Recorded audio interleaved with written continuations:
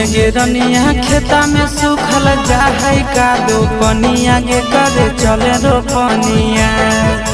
सुने गे रनिया खेता में सूखल जाहै कादो पनिया गे करे चले रोपनिया। जहिया हो तो धाना के बेचनिया किना के देबो न थुनिया। जहिया हो तो धाना के बेचनिया किना के देबो न थुनिया।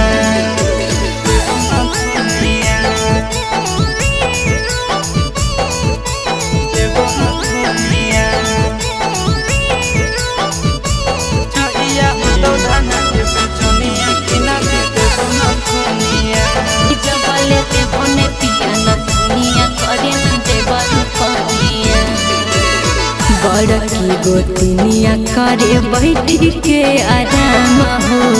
घर बाहर हमारे से करबा बहुत सब काम।